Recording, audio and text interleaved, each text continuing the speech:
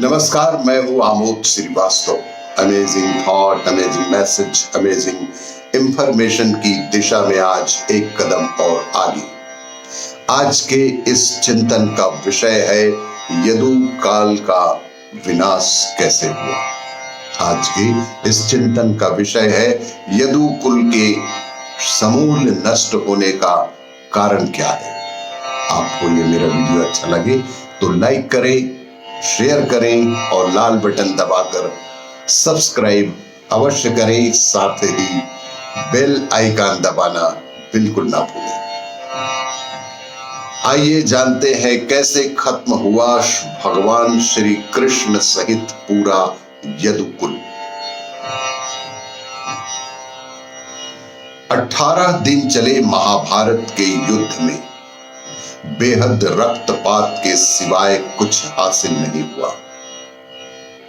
इस युद्ध में कौरवों के समस्त कुल का नाश हुआ। 18 दिन के इस महाभारत में कौरवों के समस्त कुल का समूल नाश हुआ। साथ ही पांचों पांडवों को छोड़कर पांडव कुल के अधिकांश लोग भी मारे गए। लेकिन इस युद्ध के कारण, इस युद्ध के पश्चात एक और वंश का खात्मा हो गया। वो था भगवान श्री कृष्ण जी का यदुवंश। गांधारी का श्राप।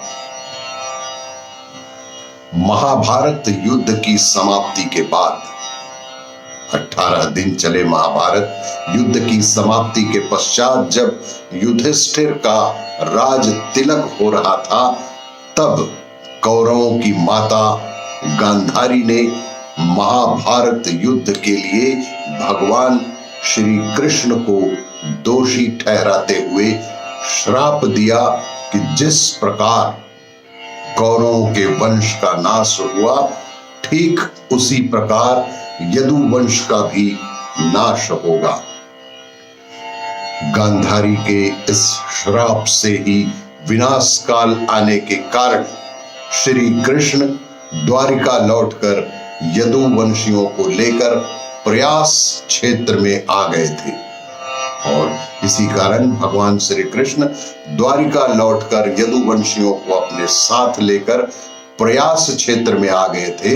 यदुवंशी अपने साथ अन्न भंडार भी ले आए थे। कृष्ण ने ब्राह्मणों को अन्नदान देकर यदुवंशियों को मृत्यु का इंतजार करने का आदेश भी दिया था। कुछ दिनों बाद महाभारत युद्ध की चर्चा करते हुए सात्यकी और कृतवर्मा में विवाद हो गया। सात्यकी ने गुस्से में आकर कृतवर्मा का सिर ही काट दिया। इससे उनमें आपसी युद्ध भड़क उठा और वे समूहों में विभाजित होकर एक दूसरे का ही संहार करने लगे।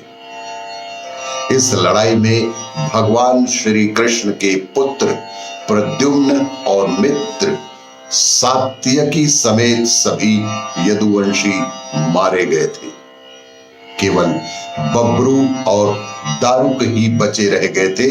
यदुवंश के नाश के बाद भगवान कृष्ण के ज्येष्ठ भाई बलराम भी समुद्र तट पर बैठ गए और एकाग्र चित्त होकर परमात्मा में लीन हो गए। इस प्रकार शेषनाग के अवतार बलराम जी ने देह त्यागी और स्वधाम लौट गए। और इसी क्रम में कैसे हुई भगवान श्री कृष्ण की मृत्यु। बलराम जी के देह त्यागने के बाद जब एक दिन भगवान श्री कृष्ण जी पीपल वृक्ष के नीचे ध्यान की मुद्रा में बैठे हुए थे, तब उस क्षेत्र में एक जरा नाम का बहेलिया आया हुआ था। जरा एक बहुत कुशल शिकारी था। जरा उस समय का एक बेहद कुशल शिकारी माना जाता था और वह हिरण का शिकार करना चाहता था। जरा को दूर से हिरण के मुख के समान भगवान श्री कृष्ण का तलवा दिखाई दिया और बहेलिये ने बिना कोई सोच विचार के वहीं से एक जहर बुझा तीर छोड़ दिया, जो कि भगवान श्री कृष्ण के तलवे में जाकर लगा। जब वह पास गया तो उसने देखा कि भगवान श्री कृष्ण के पैरों में उसने तीर मार दिया है। इसके बाद उसे बेहद पश्चाताप हुआ और वह क्षमा याचना करने लगा। वह बहेलिया पश्चाताप करते हुए क्षमा याचना करने लगा। तब भगवान श्री कृष्ण ने बहेलिये से कहा कि जरा तू डर मत।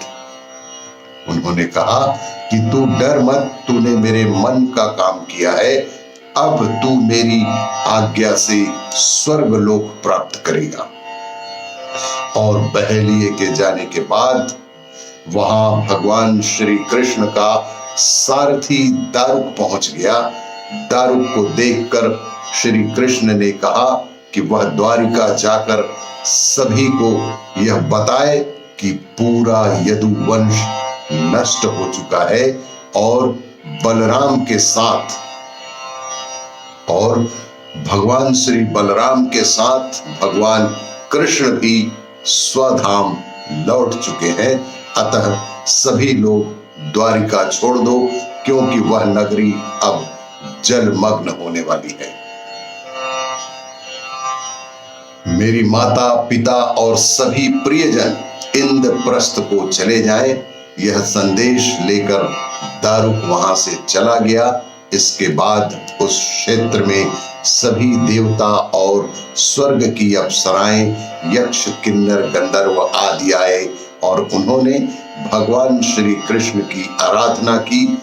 आराधना के बाद भगवान श्री कृष्ण अपने नेत्र बंद कर लिए और वे सशरीर ही अपने धाम को लौट गए। और इसी तरह यदुकुल का समूल नष्ट नाश हो गया। आपको इसी तरह की जानकारियों के लिए देखते रहिए मेरा वीडियो। लाइक करें, शेयर करें और सब्सक्राइब अवश्य करें। धन्यवाद।